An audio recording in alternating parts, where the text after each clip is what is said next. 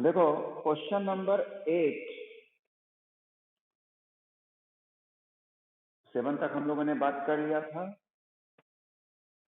1 to 7 और इसका मैंने वीडियो अपलोड भी कर दिया है। और मैंने कल भी बताया था कि फर्स्टली जो मॉडल सेट सीबीएसई के द्वारा दिया गया वो जरूर बना लेना चाहिए, इसलिए मैं इसका थोड़ा आपको सॉल्व करवा रहा और इस पर डिस्कशन भी कर लेंगे ताकि आपको जहां जहां भी नोट्स में इसकी बात हुई है वहां देख। जैसे कल एक क्वेश्चन याद करो, एक सिलेंडर था नॉन कंडक्टिंग सिलेंडर, उसमें मैंने क्वाइल 2 बार, ये आप लोग मैग्नेटिक इफेक्ट जो हाल फिलहाल हम लोग पढ़े थे उसमें ये टॉपिक हुआ था। आज भी जो क्वेश्चन नंबर 8 मुझे दिख रहा है वो है draw the magnetic field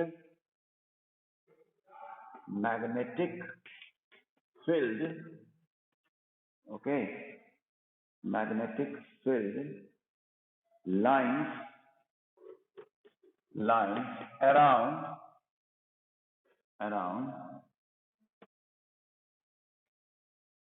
a straight current carrying conductor, around a straight current carrying conductor।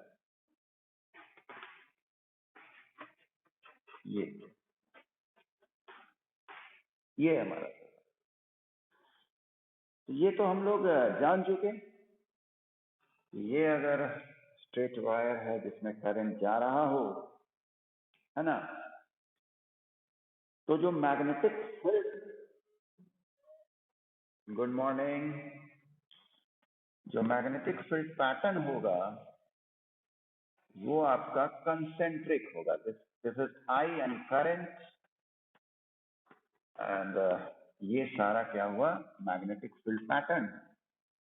और ये कैसा होता है, कंसेंट्रिक सर्किल होता है। और how we can find out the direction of magnetic field lines by using Maxwell right hand thumb rule. Okay, जैसे right hand का थंब मैंने पॉइंट आउट कर दिया और ये जिस तरफ कर्ल किया that is the direction. Okay, ये हमारा क्वेश्चन नंबर 8 सॉल्व हुआ। ओके, सब लोगों को clear question number 8? Very easy, जो लेट आए हैं वो सुन ले। क्वेश्चन नंबर 8 ये है कि what is the magnetic field lines, draw magnetic field lines around a straight current carrying conductor. तो आपको एक डायग्राम बना देना है, थोड़ा बहुत लेबलिंग कर दें बेहतर। Okay,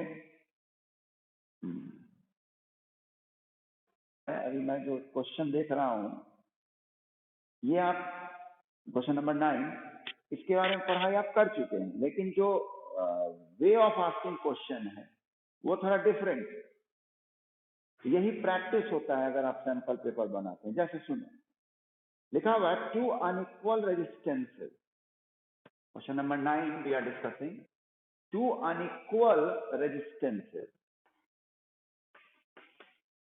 unequal resistance, okay, are connected in parallel, means ये बात हो गई, है ना, ये बात हो गई पैरेलल। कह रहा है कि if you are not provided with any other parameter, ना तो आपको R पता है R1, ना R2 पता है, और कह रहा है नो पैरामीटर, उसमें एक ब्रैकेट में लिख दिया है कि आपको करंट भी मालूम नहीं है कि कितना है,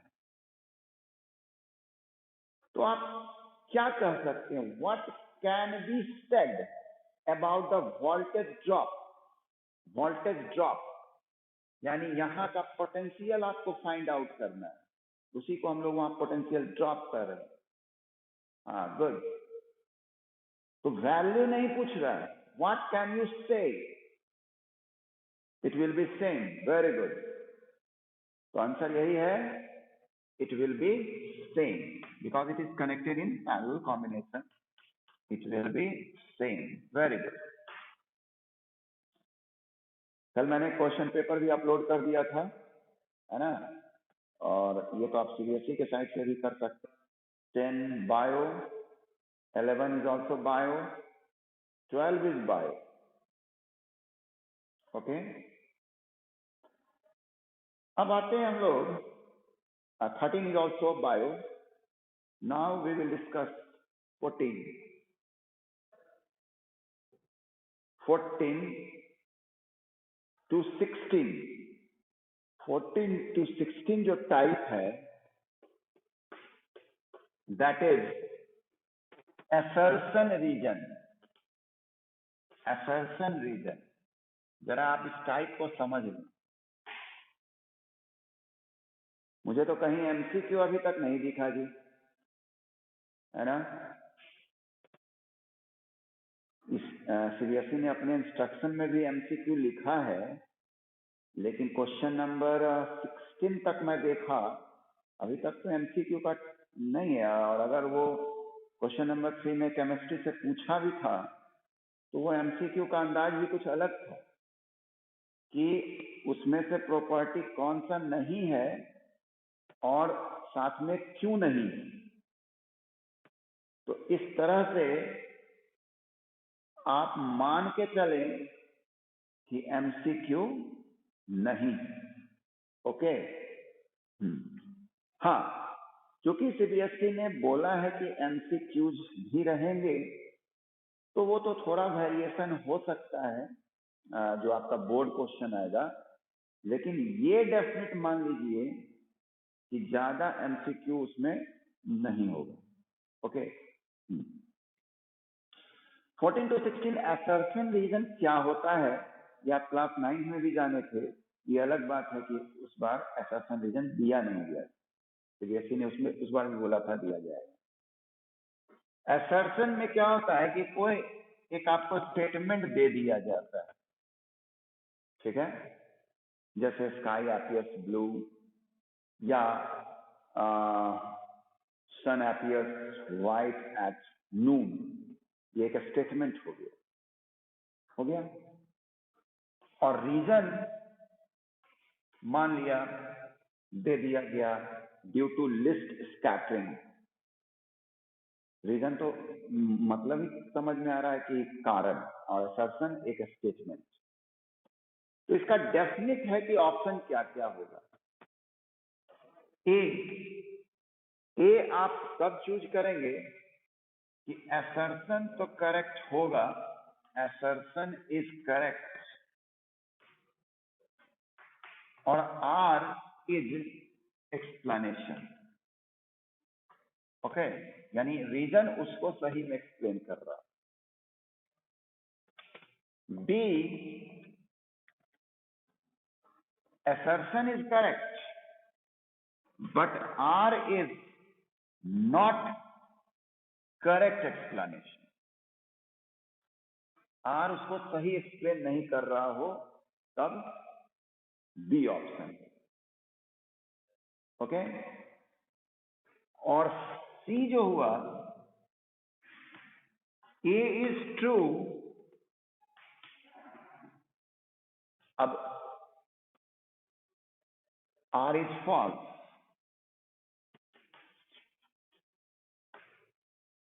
है ना. ये थोड़ा यहाँ पर कंफ्यूजन हो सकता है बी और सी में, जो मुझे लग रहा है देखा जाए. D, A is false but R is correct.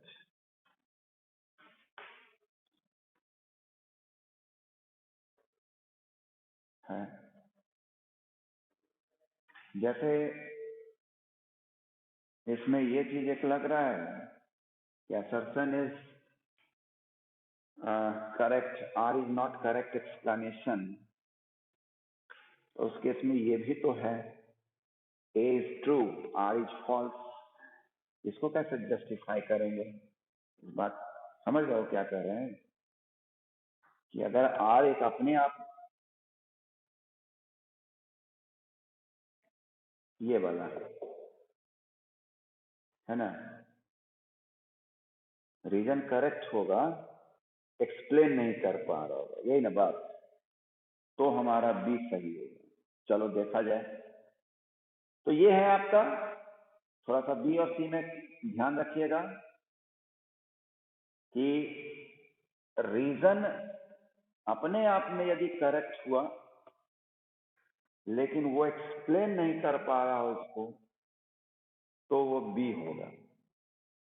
और रीजन खुद अपने आप में फॉल्स है, एक्सप्लेनेशन छोड़ दीजिए, वो फॉल्स ही है, तो सी होगा। ऐसे बोर्ड में कंफ्यूजिंग नहीं रहेगा। अभी हम लोग क्वेश्चन देखते हैं। क्वेश्चन नंबर 14 जो है हमारा, वो केमिस्ट्री से। ओके, तो मैं ये दिखा देता हूं आपको।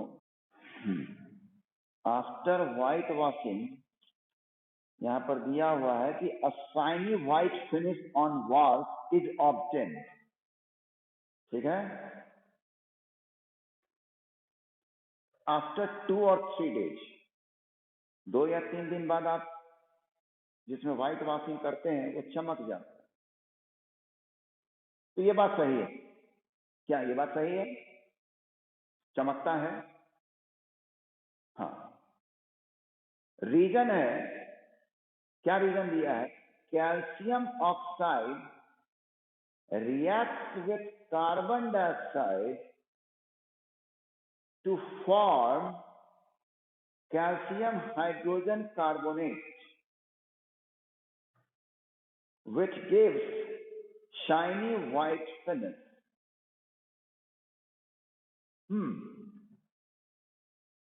अब यहां पर बात है कि ध्यान जाएगा कि एक्सप्लेनेशन सही है या नहीं। यही मैंने कहा था कि एक्सप्लेनेशन सही है या नहीं, तो मैं जाने लगूंगा बी में। ओके, तो वो भी नहीं है, ये बात है ही नहीं, क्योंकि किस कारण से चमकता है बता सकते हो? किस कारण से चमकता है? 2-3 दिन बाद कुछ बताओ जल्दी। कैल्शियम ऑक्साइड कार्बन डाइऑक्साइड से रिएक्ट करके कैल्शियम कार्बोनेट बनाता है ना? यही ना बात है। लेकिन यहां क्या लिखा हुआ है? कैल्शियम हाइड्रोजन कार्बोनेट, जो बनेगा ही नहीं, पहली बात है ना। गुड, इसलिए पहले आप देखें कि वो एक्सप्लेन करेक्ट कर पा रहा है या नहीं। ओके, लेकिन अगर वो स्टेटमेंट करेक्ट हो गया, हाँ, तो हाँ H2O भी चाहिए। तो इसलिए इसका आंसर क्या होगा? सी, क्योंकि आर इज अपने आप में ही फॉल्स है। एक्सप्लेनेशन की तो बात अलग है ना। अगर आर अपने आप में सही रहता और वो एक्सप्लेन नहीं कर पाता, तो ऑप्शन बी होगा, है ना, ये चीज। तो यहां आर गलत है और ए ट्रू है, इसलिए C. Next, bio 16 is also bio. अरे वाह, 17 is also bio. हाँ, फिर मैं आता हूं 17 to 20। अब देखो 17 to 20 के लिए भी बड़ा क्रेज है, ऐसा है वैसा है ना, केस स्टडी है।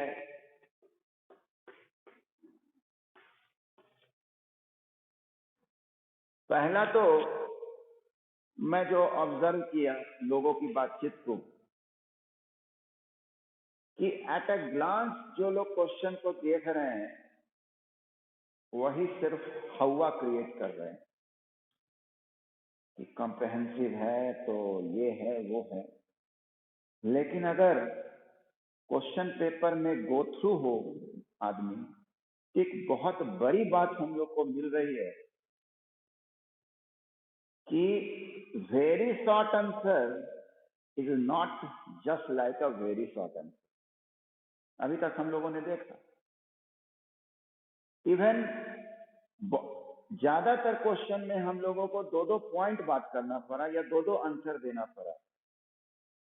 इसका मतलब ज्यादा क्वेश्चन हमारा जो कल के डेट में था वो हाफ ऑफ मार्क्स का था।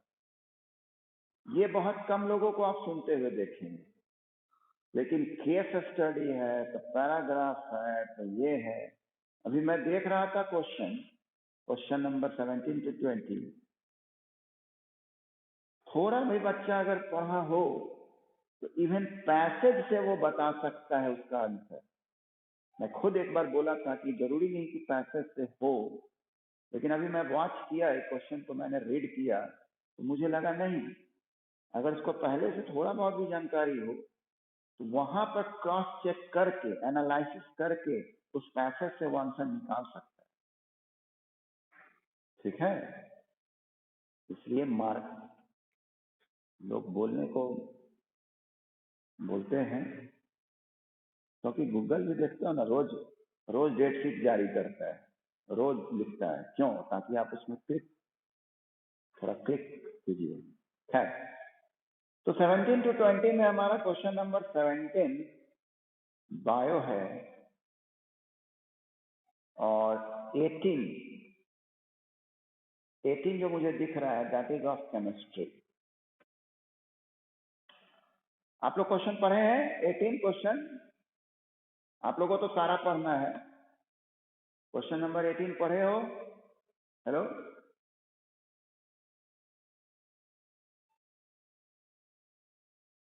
कहा जाए कि हम पैसे से आंसर नहीं दे पाएंगे, वो मैं समझा दिखा रहा हूँ, आपको पूरा लिखा हुआ है। देखिए क्वेश्चन नंबर 18, मेटेलिक कैरेक्टर उसमें लिखा हुआ है, और एक्चुअली ये पैसेज जो है वो केमिस्ट्री के लास्ट चैप्टर पीरियोडिक क्लासिफिकेशन से।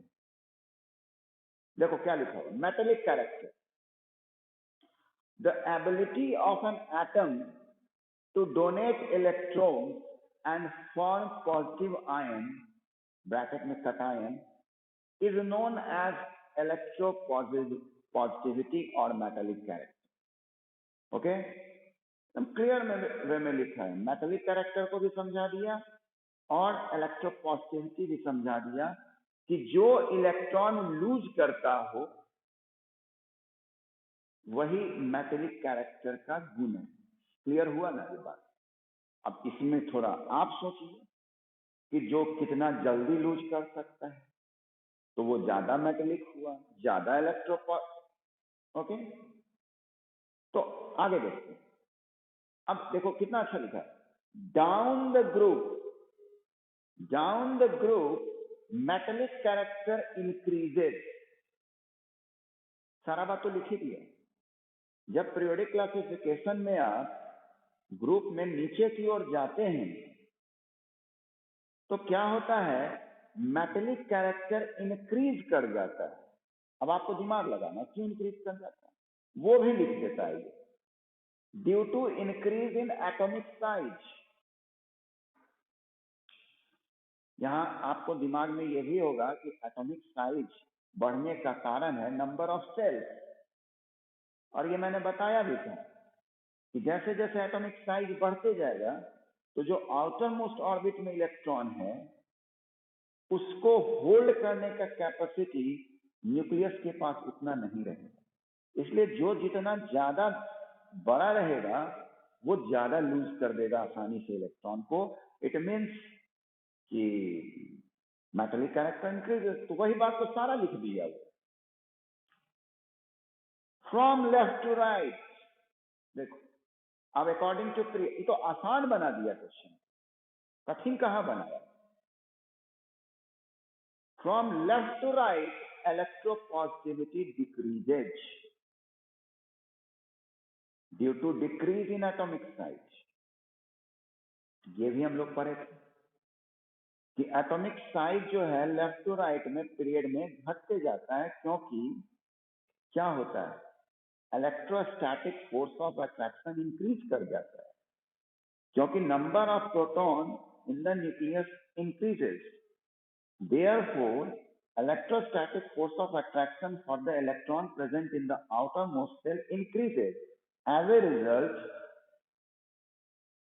atomic size decreases. Okay? तो जब एटॉमिक साइज डिक्रीज कर जाएगा तो जो बाहर का इलेक्ट्रॉन है उसको अब होल्ड करने की क्षमता क्या होगी? न्यूक्लियस को ज्यादा होने लगेगी। तो अगर ज्यादा होने लगेगी क्षमता इलेक्ट्रॉन को होल्ड करने का तो मेटेलिक कैरेक्टर खत्म ना हो गया? मेटेलिक कैरेक्टर तब कहलाता है जब उसको इलेक्ट्रॉन देने की क्षमता ज्यादा होती है। लेकिन एटॉमिक साइज अब चूंकि बायां से दायां की ओर जा रहे हैं तो वो छोटा होते जा रहा है ना? छोटा होते जा रहा है। जैसे पहले इतना बड़ा, उससे उससे ये, तो ये वाला जो इलेक्ट्रॉन को है ये अब ज्यादा ज्यादा खींच रहा है। 3 एरो बना दिए, इसमें 2 एरो बना दिए इसमें। तो ये अब भला क्या इलेक्ट्रॉन देगा? यानी मेटेलिक कैरेक्टर, यानी धीरे धीरे कह सकते हैं कि अब इलेक्ट्रॉन लेने की क्षमता आ जाए, और जिसमें इलेक्ट्रॉन लेने की क्षमता आ जाए तो स्वाभाविक निगेटिवली चार्ज हो जाएगा, यानी वो क्या बना देगा? एनायन। तो स्वाभाविक बात है कि as we go from the left to right, losing character decreases, और losing character, electron losing character decreases, और इलेक्ट्रॉन लूजिंग कैरेक्टर डिक्रीज होगा, इसका मतलब मेटेलिक कैरेक्टर डिक्रीज होगा, और मेटेलिक कैरेक्टर डिक्रीज होगा तो कौन इंक्रीज होगा? Non metallic character. Non metallic increase मतलब इलेक्ट्रोनेगेटिविटी इंक्रीज कर जाए। और इसीलिए तो लेफ्ट की तरफ मेटल होता है और राइट की तरफ नॉन मेटल होता है, और बीच में मेटलॉइड होता है, क्योंकि देने से लेने का सफर हुआ। पहले दे रहा था तेजी से, और फिर धीरे धीरे लोभ आ गया, लेने लगा, है ना? यहां भी नेचर फॉलो हो रहा है। ओके, अब आइए नॉट, ये ठीक है। अब पैसेज में बताओ कोई इनसफिशियंसी है? सारा बात क्लियर। इसके बावजूद नॉन मेटेलिक कैरेक्टर भी लिखा है, लिखा हुआ है कि the ability of an atom to accept electron to form a negative ion is called non metallic character. ये तो मैंने अभी बताया कि जो इलेक्ट्रॉन ले ले तो वो क्या बनाएगा? नेगेटिव होगा ना। जैसे क्लोरीन इलेक्ट्रॉन लेता है तो उस पर कौन सा चार्ज आता है? नेगेटिव, जिसको हम क्या बोलते हैं? Chloride ion. The element having high electronegativity, और अच्छा क्लियर कर रहा है कि जिसमें हाई इलेक्ट्रोनेगेटिविटी होगा उसमें tendency to gain electrons will be higher and form anion. और जैसे जैसे डाउन द ग्रुप जाइएगा इलेक्ट्रोनेगेटिविटी डिक्रीज कर जाएगा। क्यों डिक्रीज कर जाएगा भाई? क्योंकि हम लोगों ने पढ़ा है, जैसे आप यहां पढ़ते हैं from left to right size decrease करता है, तो आपको ये भी बताया गया है कि टॉप टू बॉटम अगर जाते हैं तो क्या होता है? साइज बड़ा हो जाता है ना? तो साइज बड़ा हो जाएगा तो क्या होगा? लेने की चाहत होगी कि देने की चाहत होगी? जल्दी बोलो।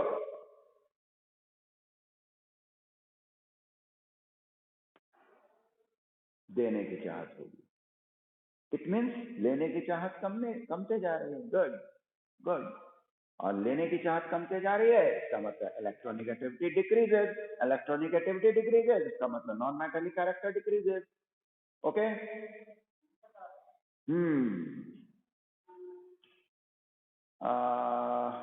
हाँ, across the period from left to right, electronegativity increases due to increase in atomic size. क्या हुआ?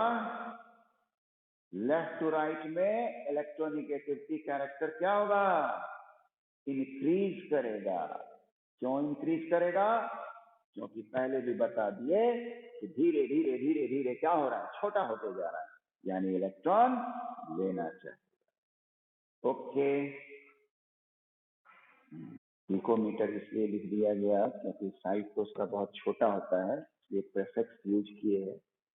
तो देखो यहाँ मैंने ग्राफ दिखा दिया है जो बताया गया है, और बहुत कुछ क्लियर है। एटॉमिक नंबर और एटॉमिक साइज, पीएम, जैसा कि हर्षित बताया कि पीएम इज पिकोमीटर और it is p is prefix pm, मतलब 10 to the power minus 12 metre. Okay, जैसे fermi metre 10 to the power minus 15, millimetre 10 to the power minus 3 metre. तो एक प्रीफिक्स यूज करते हैं हम लोग। Micro 10 to the power minus 6, mega 10 to the power 6, वैसा ही आप पिको है। खैर इतना जरूरत नहीं है। अगर एटॉमिक रेडियस इंक्रीजिंग में लिख देता और एटॉमिक नंबर कहाँ लिखा है यहाँ पर, सीधा यहाँ जरूरत है क्या क्या नाम दिया है वो। ये आपको देखिए नॉन मेटल दिया हुआ है, फ्लोरीन, ब्रोमीन, आयोडीन, हैलोजन है ना, this is halogen and this is alkali, ये आप लोग जानते हैं। क्वेश्चन इज 18 सब पार्ट 1, ये मैंने बताया था आपको कि 18 में आपको 5-5 पार्ट रहेगा जिसमें से 4 बनाना। ओके, तो first part of 18, which of the following correctly represents the decreasing order of metallic character? Decreasing order of metallic character। अब देखिएगा, decreasing order of metallic character यदि मैं देखूं तो ये तो नॉन मेटल, इसकी तो बात ही नहीं करनी। और ऑप्शन में भी आपको दिया हुआ है सीजियम, रोबेडियम, लिथियम, सोडियम, पोटेशियम, ब्ला ब्ला। तो यहाँ ऑप्शन जो दिया हुआ है वो मैं लिख ही देता हूं, अच्छा हो देख लेते हैं जरा, जो बच्चा नहीं पढ़ा उसको मैं बता देता हूं कि ज्यादा उसको देखो नहीं अभी ऑप्शन को, सीधे हम लोग का क्या पूछा गया है कि decreasing order of metallic character. तो आपको क्या बताया गया था, ये जो दिया हुआ है ये डाउन द ग्रुप दिया हुआ है। अगर आप ग्रुप 1 को याद करें, हलीना करें रब से फरियाद, है ना, हलीना, लिथियम, सोडियम, पोटेशियम, रब से फरियाद, वहां फ्रांसियम होता है, रोबेडियम, सीजियम। तो ये डाउन द ग्रुप है, यानी ग्रुप 1 का है। और क्या बोला गया था कि जैसे जैसे आप नीचे जाएंगे मेटेलिक कैरेक्टर क्या होगा, इंक्रीज करेगा। और आपसे यहाँ क्या पूछा गया है, कौन है डिक्रीजिंग ऑर्डर में। यहाँ पे मेटेलिक कैरेक्टर तो सबसे ज्यादा इसका हो जाएगा, इसका है ना। तो डिक्रीजिंग ऑर्डर में पूछ रहा है, इसका मतलब सबसे कम लिथियम, है ना, सबसे ज्यादा सीजियम का होगा। डाउन द ग्रुप, तो सीजियम सबसे नीचे है तो सबसे ज्यादा मेटेलिक कैरेक्टर, तो ये सबसे ऊपर है सबसे कम। इसी से चेक कर लेंगे, सबसे कम लिथियम, उसके बाद sodium, okay, potassium, rubidium, okay, C is correct. कितना तो आसान है भाई, है ना जी, क्या आसान है या नहीं?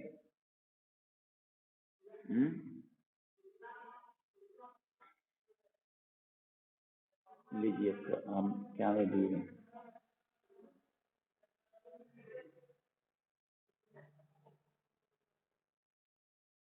तो करेक्ट आंसर विल बी